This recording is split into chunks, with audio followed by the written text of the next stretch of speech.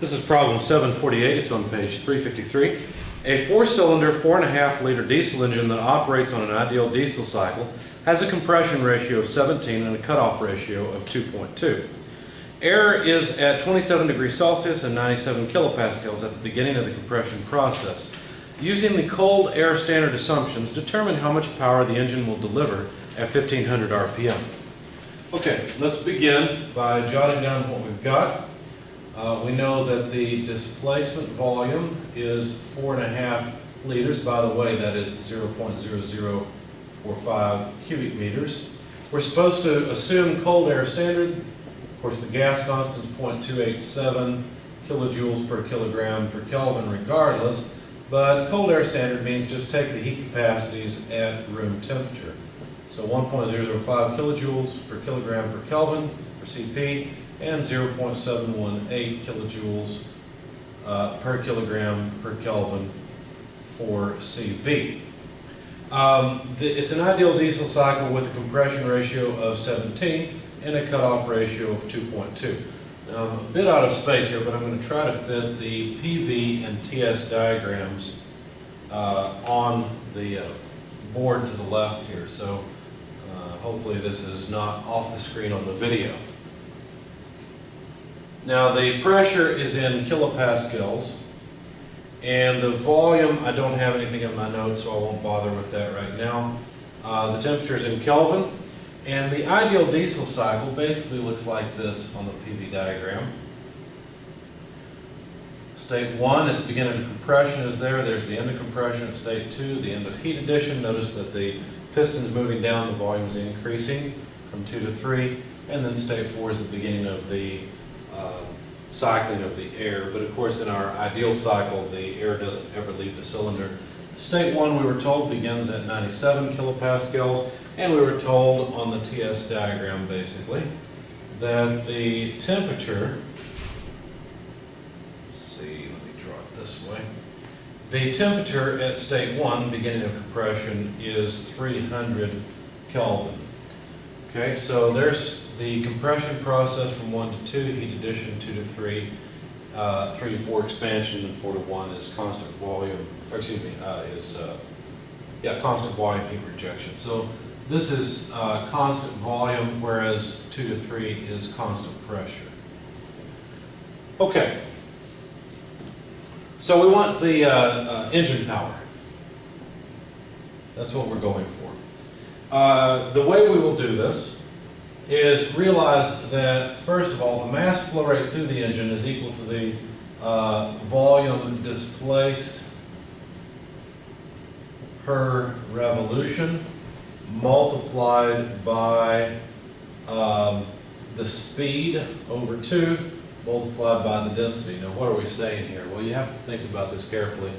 If you know the number of revolutions per minute and you know how much volume is displaced per revolution, then that's not exactly the working volume, okay? Because the crankshaft goes around twice for each power stroke. So the number of RPMs basically needs to be cut in half.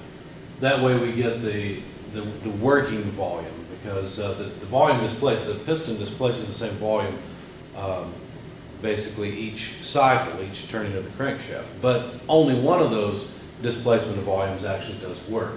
And so anyway, the mass flow rate is calculated based on this fact. So anyway, this is just the volume. Now, the density of the air can be calculated based on the entering conditions. In fact, it has to be calculated based on the entering conditions. And all I've done is I've used the ideal gas law, used mass per volume, and related it to P1 over R over T1. So you've seen that before, that's pretty straightforward. Anyway, the numbers are 0.0045 cubic meters per revolution times 1500 over 2 revolutions per minute. That way we get rid of the revolutions. And 1 minute per 60 seconds, so we get rid of the minutes. And 97 kilopascals over the gas constant, 0.287 kilojoules per kilogram per Kelvin times 300 Kelvin. So the Kelvin go away, And a kilojoule is a kilopascal times a cubic meter, and so the kilopascals go away, and the cubic meters go away, and all we have left are kilograms per second, which is what we want for our mass flow rate. That comes out to about 0.06337 kilograms per second. So there's our mass flow rate. I'm going to write that down over here so that we can keep track of it. 0.06337 kilograms per second of flow of air. Okay, so that takes care of the little sideshow in this problem, which is to calculate the mass flow rate so we can figure out the net power. Because to get the net power, now all we will have to do is multiply the mass flow rate by the net specific work that's generated by the thermodynamic cycle. Basically, that factor of 2 in the RPM N over 2 calculation was to account for the fact that there's one thermodynamic cycle for 2 rotations of the crankshaft. All right, so now we can simply walk around the cycle diagram like we would normally do, go from state 1 to state 2. States 1 and 2 are related isentropically, so we can use an isentropic relationship to take care of that move. And so T2 is T1, and notice the compression ratio of V1 over V2 is just R, and then we raise that to the K minus 1. I guess we really don't need parentheses around it. So that is 300 Kelvin multiplied by 17 to the 0.4 power, because K is 1.4. It's the ratio of heat capacities for air. So less 1 is 0.4. So basically, if you plug this in your calculator, you'll find the temperature in state 2. I'm just going to add it to the diagram over here. 931.75 is the temperature of state 2. Moving from state 2 to state 3 is pretty straightforward because the pressure in state 2 is equal to the pressure in state 3. In fact, if we look at the ideal gas law, P2 V2 over T2 equals P3 V3 over T3, what you notice is the P3 and P2 cancel, and so the temperature in state 3 is just the temperature in state 2 multiplied by V3 over V2. But notice that V3 over V2, the volume when the fuel was cut off over the minimum volume, that's the definition of the cutoff ratio. So this is just R sub C. And so the temperature in state 3 is equal to, let's see, 931.75 Kelvin, because that's the temperature at state 2, multiplied by the cutoff ratio, which is 2.2. Okay, yeah, I did write it down. There it is. So the temperature in state 3, again, I'm not going to write it down over here. I'll just add it to the diagram. So the temperature in state 3 is 2049.86 Kelvin.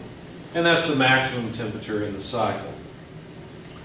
Now, let's go from state 3 to state 4. That should be our final problem to solve. 3 and 4 are related isentropically, so T4 over T3 equals V3 over V4 to the power of K minus 1. And so T4 is T3 multiplied by, now V3 over V4 is not R or RC. In fact, R is the compression ratio. It's V1 over V2. RC is V3 over V2. Okay, what we have here is V3 over V1. Now notice that V1 and V4 are the same thing. So we can write the compression ratio as V4 over V2. And so if we expand this a bit, if we write V3 over V2 times V2 over V4, notice all we've done is add V2 over V2. We've multiplied by 1, and that's okay. And the reason for doing that is because you might recognize that now V3 over V2 is the cutoff ratio, and V2 over V4 is the inverse compression ratio. So this is simply the compression or the cutoff ratio over the compression ratio to the K minus 1. So plugging in the numbers, the temperature in state 3, 2049.86, the cutoff ratio, 2.2, the compression ratio, 17, to the power of 1.4 less 1 is just the same as to the power of 0.4. By the way, this is Kelvin. Plug this into your calculator, you'll find that the temperature in state 4 is 904.72 Kelvin or so. Okay, so state 4 does in fact come out a little bit below state 2. And the temperature in state 4 is, we just calculated, 904.72 Kelvin. So basically we've solved the cycle. Notice I haven't written down any of the pressures. They're really not all that important. And the reason they're not important is because the temperatures are what really give rise to this. These things, the Otto cycle, the diesel cycle, the engine under the hood of your car, the turbine down at the power plant, these are all heat engines. And so it's the variable that relates to thermal energy that's important, and that is temperature. So let's continue. See what we can do. Notice that the net specific work would simply be the specific heat in less the specific heat out, because if it comes in as thermal energy and does not leave as thermal energy, it has to leave as work. Now, we have to be a little bit careful here because Qin occurs from 2 to 3. And remember, the whole reason in the diesel cycle for making the pressure at state 2 and state 3 equal is so that we can combine the boundary work you get out from 2 to 3 with the energy change of the air. And we did this in class, and the equations are on the slide, so I'll simply write it down. Qn will simply be the enthalpy in state 3 less the enthalpy in state 2. Remember, this is the combination of the boundary work, which occurs at constant pressure, and the internal energy change of the air. And then if we want to subtract Q out occurs from 4 to 1. So from 4 to 1 is where Q out occurs, and that since that occurs at constant volume, then that means we need a difference in internal energy, U4 less U1. So we can approximate this as Cp, T3 less T2, less Cv, T4 less T1. See, we've used Cv with delta U and Cp with delta H. Since we have all of these temperatures, we can easily plug in the numbers and find our net specific work. So T3, 2049.86, T2, 931.75, both of those are Kelvin, less Cv, 0.718 kilojoules per kilogram per Kelvin, multiplied by T4, 904.72, less T1, 300 Kelvin. If that's off the video, I apologize. Okay, so if we take all of these numbers and plug them into our calculator, what net specific work do we get? Turns out the number is 689.5 kilojoules per kilogram.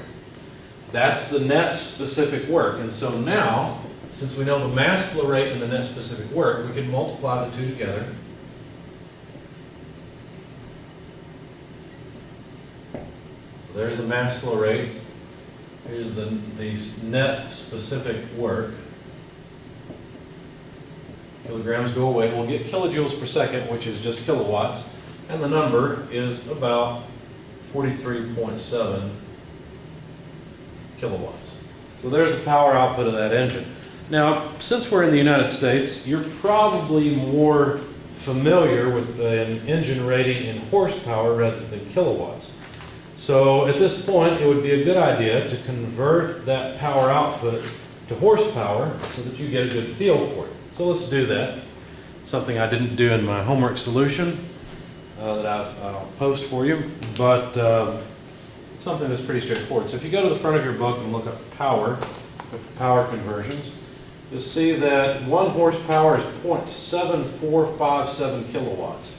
So basically, if we take the 43.7 kilowatts and divide it by 0.7457, we'll get the power output in horsepower, and that's about 58.6 horsepower. So this is not an extremely large engine. This is probably smaller than the engine in your car. In fact, this may be an engine more like a small Yanmar 4-cylinder engine, something like that, which, by the way, are fairly common on commercial mowers and things of that nature.